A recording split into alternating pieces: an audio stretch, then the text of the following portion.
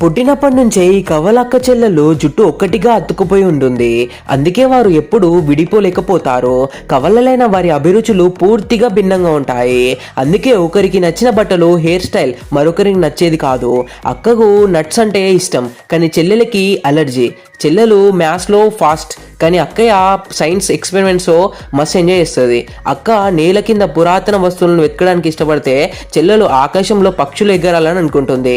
వారి అభిరుచులు విరుద్ధంగా ఉండడం వల్ల నిత్యం గొడవ పడేవారు. ఎగ్జాంపుల్కు చెల్లెలు ఐస్ స్లైడ్ చేయాలని ప్రయత్నిస్తే అక్క ఆమెను పట్టుకొని సర్ఫింగ్ కోసం సముద్రం వైపు లాగేది. రాత్రిపూట ఒకరు లైట్ ఆపితే మరొకరు లైట్ ఆన్ చేసేవారు. ఈ గొడవల కారణంగా వారు ప్రతిరోజు పోరాడి చివరికి ఒకరితో ఒకరు మాట్లాడుకోవడం మానేశారు. ఒకరోజు వారు అడవిలో కూర్చొని ఉండగా ఒక జిరాఫీ వారి దగ్గర నుండి వస్తుంది. వారి అతుక్కుపోయిన జుట్టును చూసిన జిరాఫీ వారి జుట్టుపై నుంచి ఎగురుతూ దాటుతుంది. ఆ జుట్టుపై బౌన్స్ చేయడం దానికి చాలా సరదాగా అనిపించడంతో అది పదే పదే అదే పని చేయడం మొదలు పెడుతుంది. ఈ కథలో నీతి ఏంటో తెలుసా? ఇతరులతో మనకు ఎన్ని తేడాలు, విభేదాలున్నా ఒక బంధం లేదా లక్ష్యం మిమ్మల్ని ఎల్లప్పుడూ బంధించి ఉంచుతుంది.